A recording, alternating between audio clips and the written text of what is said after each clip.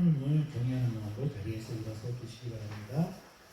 오늘 말씀은 욥기 23장 1절에서 17절 말씀입니다. 욥기 23장 1절에서 17절 말씀입니다. 우리 한 절 한 절 교독하시겠습니다. 제가 먼저 하겠습니다. 욥이 대답하여 이르되 오늘도 내게 반항하는 마음과 근심이 있나니 내가 받는 재앙이 탄식보다 주옵니다. 내가 어찌하면 하나님을 발견하고 그의 처소에 나아가랴. 어찌하면 그 앞에서 내가 흡수하며 변론할 만한 내 입을 채우고. 어떤 일이십니까? 같이 읽으세요. 네. 내게 대답하시는 말씀을 내가 알며 내게 이르시는 것을 내가 깨달으랴. 그가 큰 소문을 가지시고 나도 너를 얻으시리라 아니야. 우리가 내 말을 들으시리라. 거기서는 정직한 자가 그와 변론할 수 있은즉 내가 심판자에게서 영원히 벗어나리라. 그런데 내가 앞으로 가도 그가 아니 계시고 뒤로 가도 보이지 아니하며 그가 왼쪽에서 일하시나 내가 만날 수 없고 그가 오른쪽으로 돌이키시나 배울 수 없구나. 그러나 내가 가는 길을 그가 아시나니 그가 나를 달려하시니 내가 손같이 나오리라.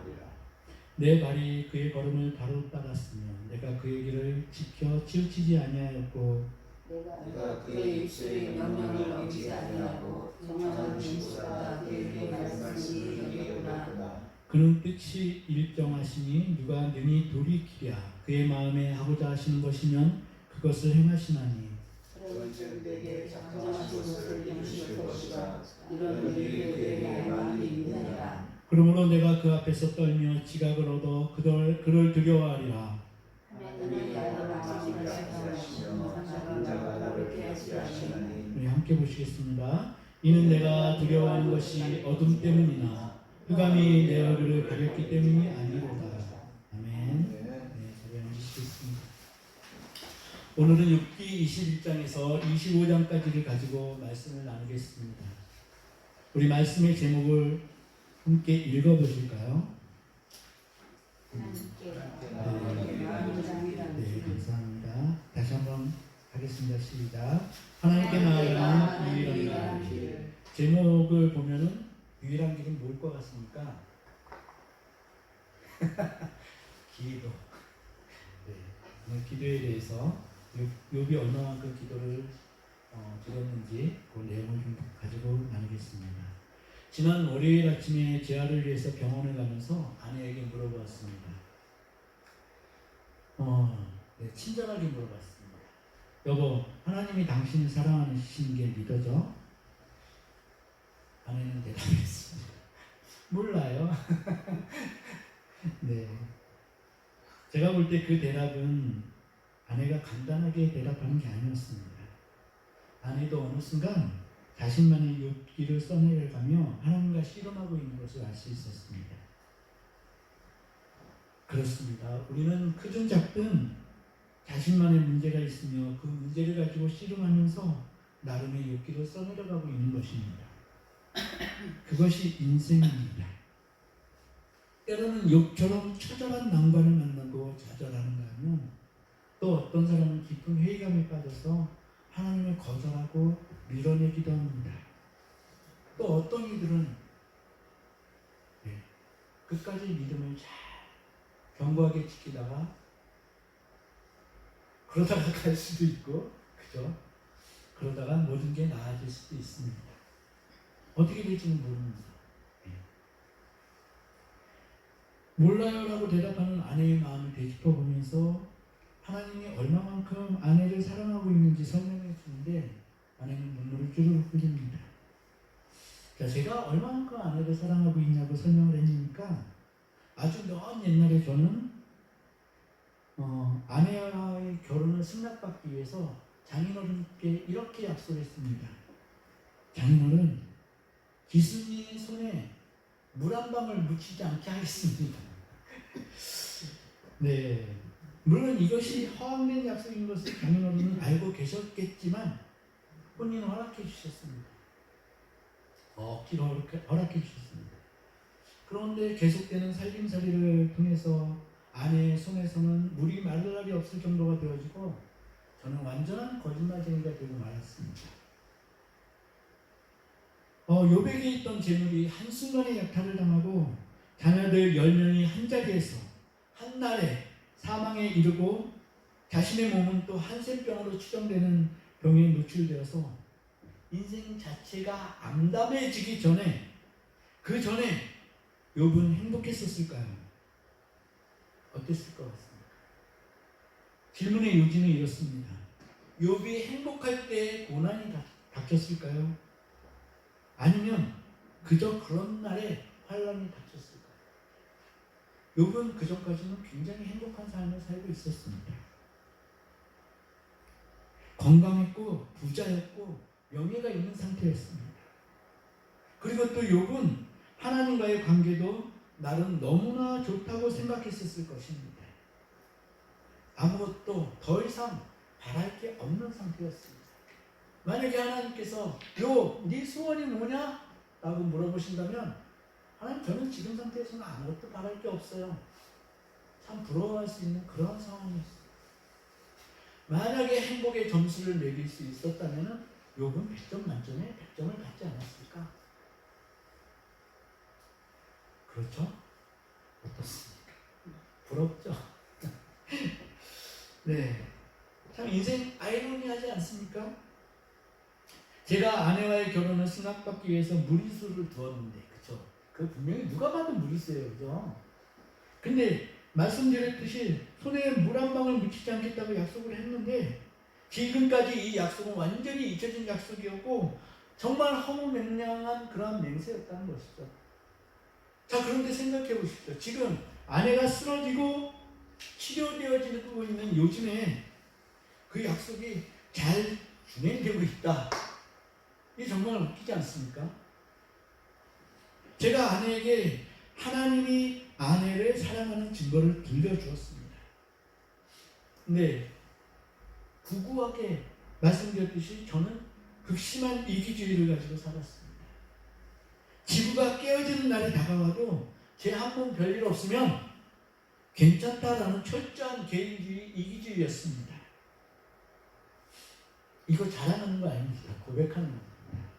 그런 제가 아내를 이렇게도 극진히 돌볼 수 있다는 게 하나님이 저에게 행하신 기적입니다. 아내가 쓰러지니 저는 모든 부분에서 힘들어졌습니다. 두세 배 힘들어졌습니다. 그렇게 생각이 들었습니다. 그런데 아내가 미워지는 게 아니라 가끔 미워지기도 하더라고요. 더욱 애틋한 사랑이 샘솟아 나오더라는 말씀입니다. 우리 아이들을 양육해 보면은 아기가 제일 귀여울 때가 언제라 그래요? 양육해 보셨죠? 언제가 제일 귀엽던가요? 네. 오마리 할게요. 저는 아니더라고요. 잘 때가 제일 귀여워요. 네. 잘 때죠.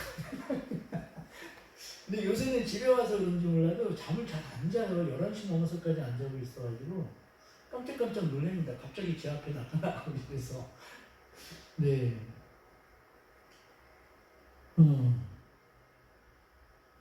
근데 사실은 제가 아내에게 이상한 사랑이 생겨서 나오더라. 이게 하나님이 주시는 사랑이다. 제 고백을 들으면서 여러분들이 두드러기가 날 수도 있겠다라는 생각이 들더라고요. 그런데 그래도 할 수 없었습니다. 그것이 사실이고 진심이니까. 제 마음에 이런 사랑을 부어넣으신 분이 누구일까요? 하나님이시죠. 그래서 저는 고백합니다. 하나님은 살아계시고 역사하십니다. 아멘. 아멘. 우리 큰 소리로 아멘 하시면 좋겠습니다. 하나님은 살아계시고 역사하십니다. 아멘. 본문에 보니까 욥은 완전한 암담함에 빠져들었습니다. 친구들이 욥을 계속 힐난하고 저주까지 하는 지경에 이르렀지. 그럼에도 하나님은 잠잠히 계시고 자신의 처지는 13절, 14절을 보니까요. 하나님의 앞으로 자신을 더 힘들게 할 거라는 그러한 두려움이 있습니다. 13절, 14절을 제가 읽어보겠습니다. 그는 뜻이 일정하시니 누가 능히 돌이키랴.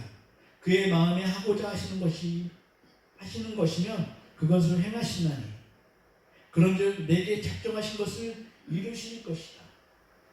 예, 또 남아있는 그 고난이 있지 않을까? 욥이 두려움에 빠져 있습니다. 욥은 완전한 절망 가운데 또 다른 환난을 걱정하고 있는 것이죠. 하나님의 말씀이 없으시니까 혹시 나를 더 몰아세우는 게 아닐까?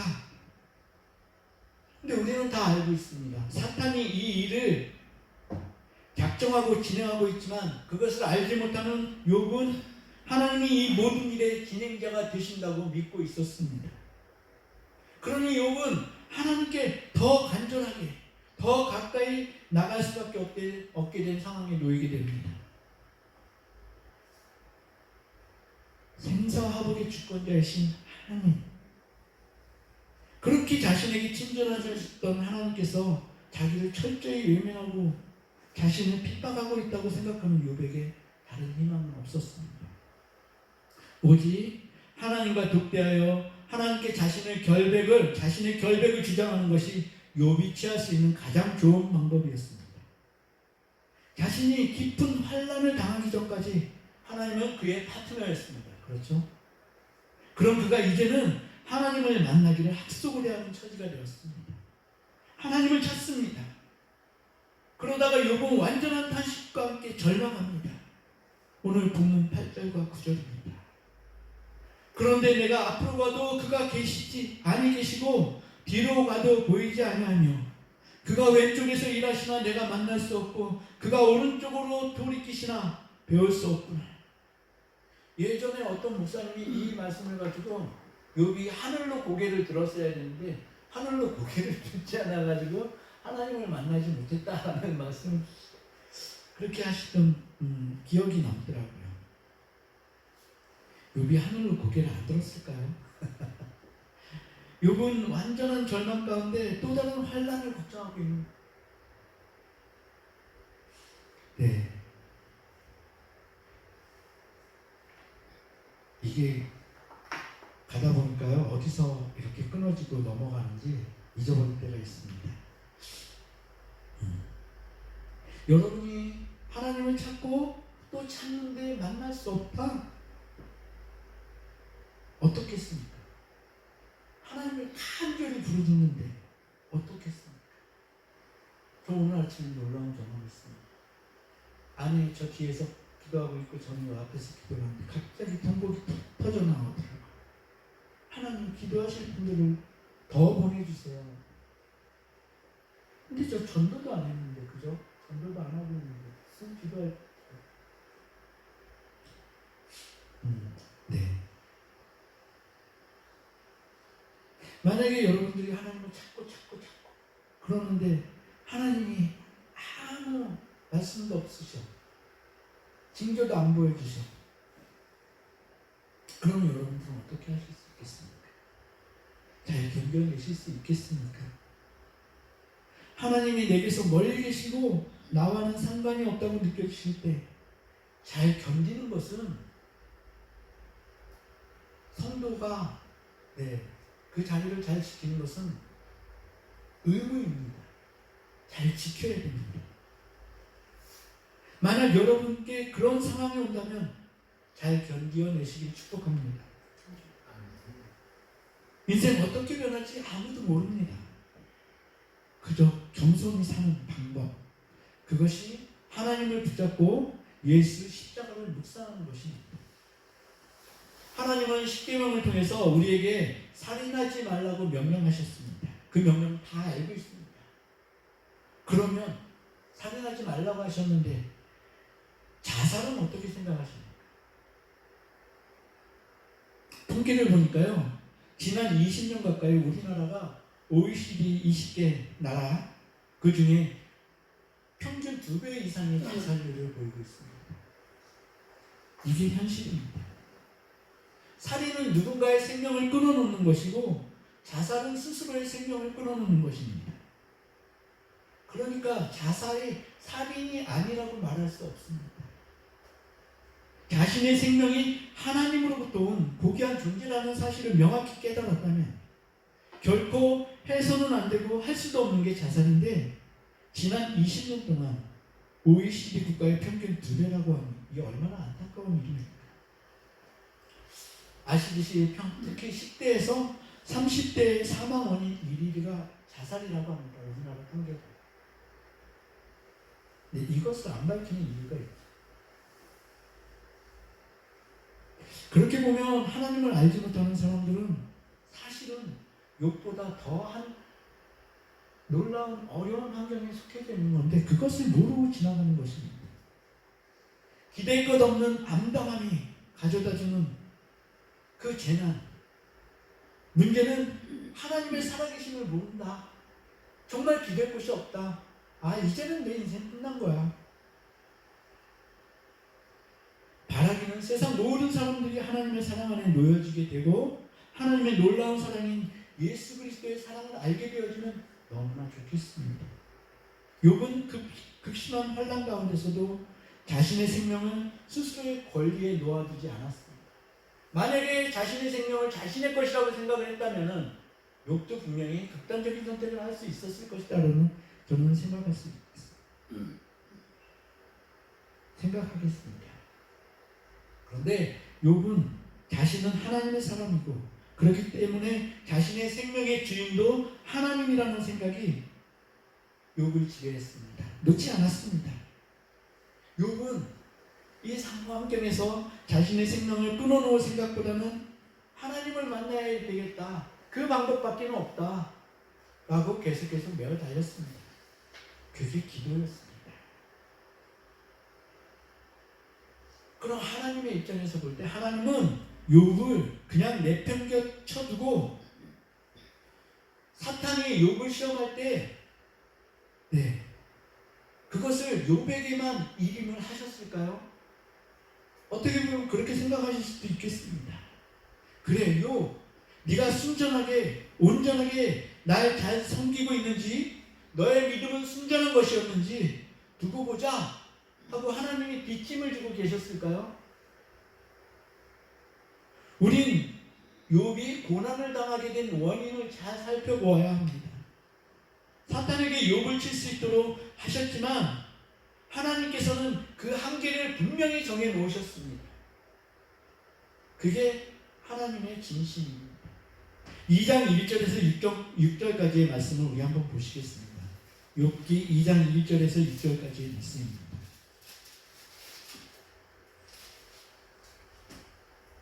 네, 우리 함께 보시겠습니다. 시작. 또 하루는 하나님의 아들들이 와서 여호와 앞에 서고 사탄도 그들 가운데에 와서 여호와 앞에 서니 여호와께서 사탄에게 이르시되 내가 어디서 왔느냐? 사탄이 여호와께 대답하여 이르되 땅을 두루 돌아 여기저기 다녀왔나이다. 여호와께서 사탄에게 이르시되 내가 내 종 욥을 주의하여 보았느냐? 그와 같이 온전하고 정직하여 하나님을 경외하며 악에서 떠난 자가 세상에 없느니라. 내가 나를 충동하여 까닭없이 그를 치게 하였어도 그가 여전히 자기의 온전함을 굳게 지켰느니라. 사탄이 여호와께 대답하여 이르되 가죽으로 가죽을 받고 오니 사람이 그들의 모든 소유물로 자기의 생명을 받고 올지라. 이제 주의 손을 펴서 그의 뼈와 살을 치소서. 그리하시면 틀림없이 주를 향하여 욕하지 않겠나이까. 여호와께서 사탄에게 이르시되 내가 그를 내 손에 맡기노라. 다만 그의 생명은 해하지 말지니라. 아멘. 네.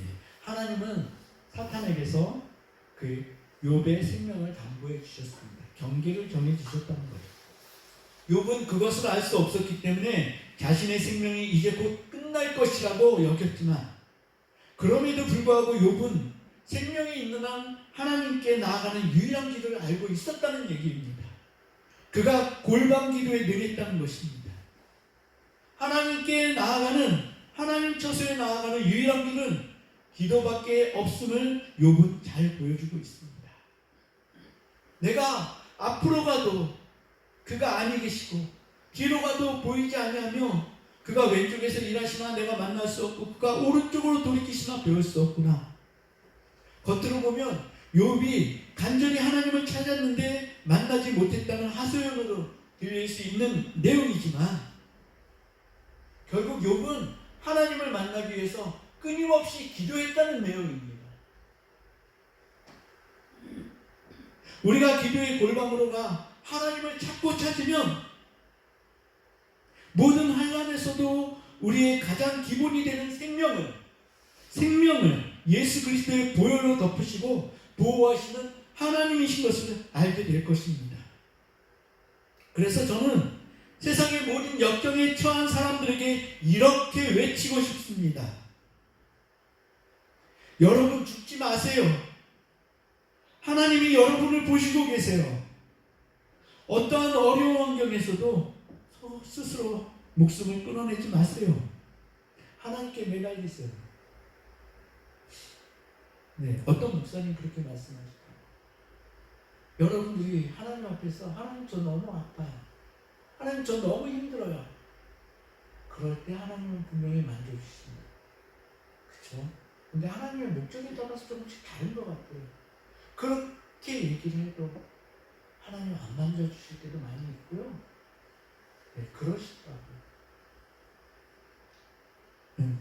사실은 그럴 때 우리 영안이 열려져서 하나님이 나를 지금 변화시키기 위해서 이렇게 애쓰시는 거구나. 그렇게 받아들이시면 너무 좋을 텐데 영안이 쉽게 열리나요? 잘 안 열리는 게 문제라는 거죠. 우리 몇개교회 교우들께도 질문을 드리고 싶습니다. 여러분들은 기도의 골방을 가지고 계신가요? 하나님께 따라 기도드리는 골방과 같은 장소와 시간이 있으신지 있어야 합니다. 이 험난한 세상에서 하나님을 의지하지 않고 사는 것, 저는 그게 기적이라는 생각이 들어요. 아내와 대화를 하고 드는 생각 하나가 있었습니다. 네. 내가 하나님을 잘 섬기고 있구나. 삶이 예배가 되어야 한다고 하는데 나는 삶으로 잘 예배하고 있구나 라는 자화자찬이 일어났습니다. 마치 하나님이 칭찬하신다는 은혜를 믿었습니다. 예수님은 마가복음 12장에서 이렇게 말씀하셨습니다. 28절부터 31절까지의 말씀인데요. 제가 읽어보겠습니다. 자, 서기관이 나와서요. 예수님, 우리가 지켜야 될 단 한 가지 진리는 뭡니까? 축약해서 좀 말씀해 주세요. 했더니 예수님이 대답하시는 부분입니다. 서기관 중 한 사람이 그들이 변론하는 것을 듣고 예수께서 잘 대답하신 줄을 알고 나와 묻되 모든 계명 중에 첫째가 무엇입니까? 예수께서 대답하시되 첫째는 이것이니 이스라엘아 들으라. 주 곧 우리 하나님은 유일한 주시라.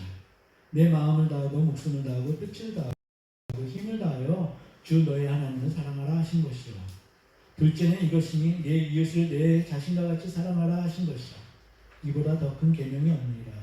서기관이요, 한 가지를 물어봤는데 예수님은 두 가지를 말씀하셨어요. 그러면은 이 두 가지는 한 가지라는 얘기입니다. 그죠? 맞나요? 네, 고맙습니다. 예수님이 말씀하신 계명은 하나님을 사랑하라고 하셨고 내 이웃을 내 자신과 같이 사랑하라에 하나님의 계명이 다 들어있다라고 말씀하셨습니다. 하나님 사랑과 이웃 사랑이 결코 분리될 수 없다라는 얘기입니다. 하나님을 사랑하면서 이웃을 멸시한다? 충분히 그럴 수 있죠. 그런데 하나님을 정말 사랑한다면 이것은 있을 수 없는 일입니다. 그럼 이 말씀을 이렇게 해석을 해도 될까요? 좀 조심스러운 부분인데요. 네, 한번 잘 생각해 보시기 바랍니다. 이웃을 사랑하는 것은 그죠? 하나님을 사랑하는 것이다. 맞나요?